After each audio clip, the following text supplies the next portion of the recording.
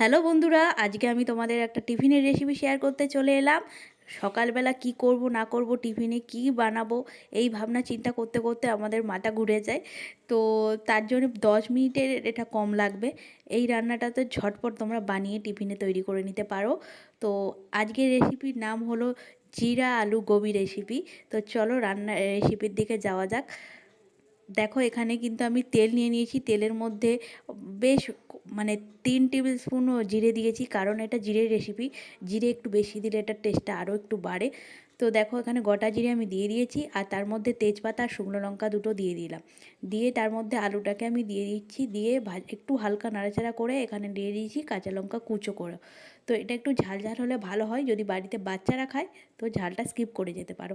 দেখো আমি কিন্তু ছোট ছোট করে ফুলকপিগুলো সেদ্ধ করে তারপরে ভেজে এক সাইড করে রেখে দিয়েছি। দেখো এখানে আলুটা কিন্তু আমি 5 মিনিট পর ফিরে আসছি, একদম 50% এখানে সেদ্ধ হয়ে গেছে, তারও বেশি। আর একটু হলেই আলুটা সেদ্ধ হয়ে যাবে। তো যাই হোক, আমি হালকা নাড়াচাড়া করে নিই। এখানে আমি গুঁড়ো মশলাগুলো অ্যাড করে দেব। লাগবে আমাদের জিরে গুঁড়ো, আর লাগবে ধনে গুঁড়ো, আর লাগবে লঙ্কা গুঁড়ো।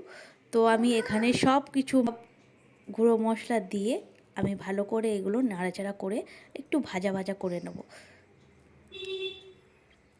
তো প্লিজ বন্ধুরা সবাই আমার পাশে থেকেও, সাবস্ক্রাইব করে দিও, চ্যানেলটা লাইক করে দিও, কমেন্ট করে দিও কেমন লাগছে তোমার রেসিপিগুলো।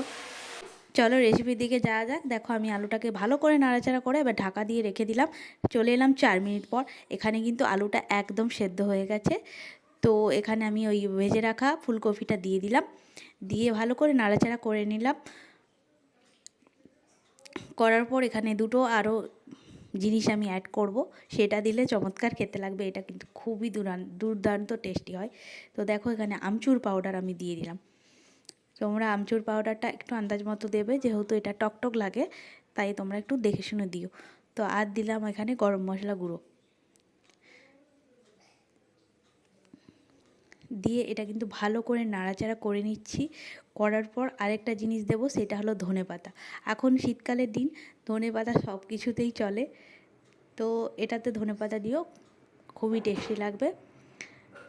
তো ধনেপাতা আমি এগুলো ডান্ডি সহ দিয়ে দিচ্ছি। অনেকেই করে ডান্ডিগুলো ফেলে দেয়, এই ভাজাতে তোমরা দিতে পারো ডান্ডিগুলো। তো এখন দেখো ধনেপাতাটা দিয়ে আমি ভালো করে নাড়াচাড়া করে, দেখো আমার কিন্তু একদম তৈরি। 10 মিনিটের কাছাকাছি, এটা আর বেশিক্ষণ লাগবেই না, একদম রেডি এটা খাওয়ার জন্য। তো আবারও কোনো রেসিপি একটা নিয়ে হাজির হব তোমাদের সামনে। তো ততদিনে টাটা।